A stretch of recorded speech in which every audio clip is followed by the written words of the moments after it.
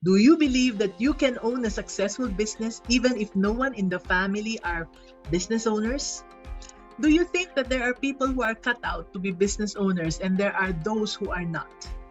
Or are you scared that you might fail in business because owning a business may not really be for you? In this video, you learn the first out of the 3 ways to tell if business is really for you. Hi, welcome to Mami Negosyo's Business Tips number 38.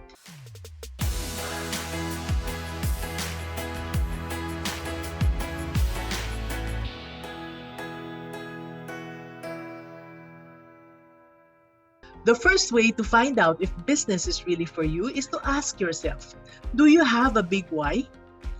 Allow me to tell you my story as an example of a big why. You see, I never dreamed of becoming a businesswoman. What I wanted was just to be a teacher. Besides, my husband and I were living hand to mouth then. We had no capital to start any business. I was also shy and I had no idea how to sell to people. But at that point in my life, I knew that if I did not do something, my baby would go hungry in a few months. So I was able to bring out the courage I did not have. I forgot my shyness and I started talking to people to ask them what they needed. The shy teacher who could only smile and hide in a corner during breaks in the faculty room was able to make friends with janitors, security guards, other professors, and even with deans and principals of the different departments of our school. I had no business idea because I have never been business-minded, but the ideas came to me from the people I was selling to. I was able to find suppliers of the products even if I did not have any capital. And soon, I was able to overcome my fear of becoming a businesswoman.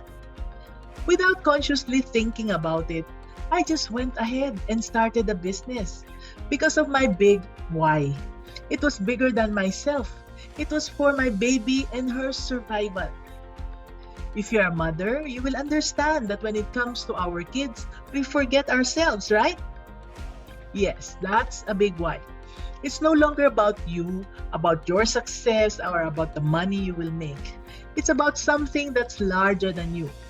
Let me tell you about a mentee. Let's call her Girlie. Girlie was a classroom teacher when she was younger. But at one point in her life, she got tired of the same routine. So she resigned from her job and she decided to focus on tutoring kids and she built a tutoring center. The highlight of her days was the time when her tutees would come in.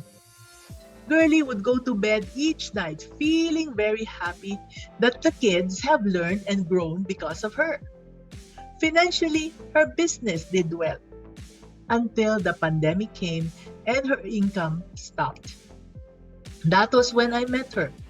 Since she was quite techy, there was no problem for her to shift her tutorials online. Girlie continued to be devoted to her duties as she created lots of online teaching materials to be able to help them better as they struggled to learn from their online classes. This is a business that she is continuing because of her great love for her students. It was something that was bigger than herself. Even her students from many years ago are now sending their kids for her to tutor. As I mentored Girlie, I led her to discover something even better and bigger than herself. She saw her knack of improving the confidence of grade 2 to grade 3 learners. What she could do well is to get these kids into the high schools that they are aspiring for.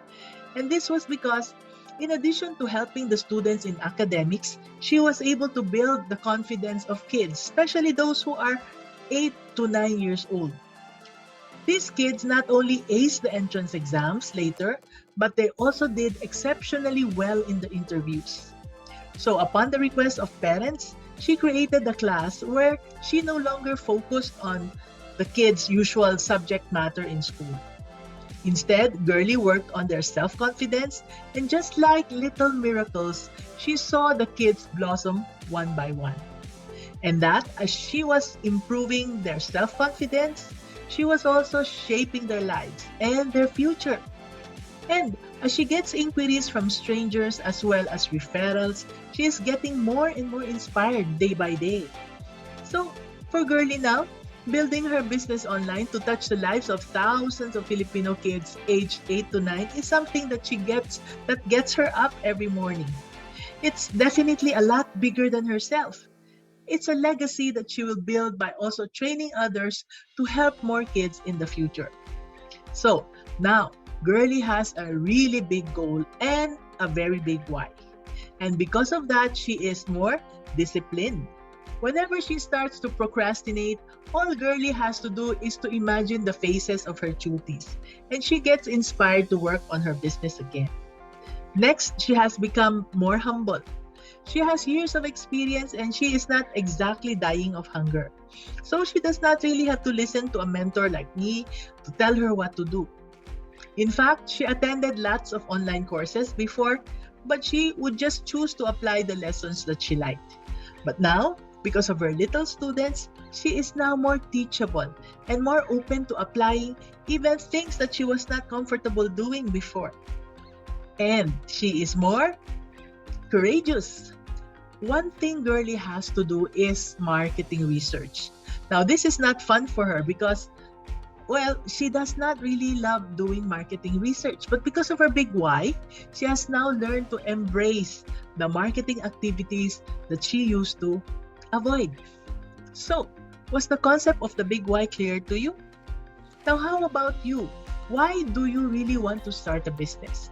What is your big why?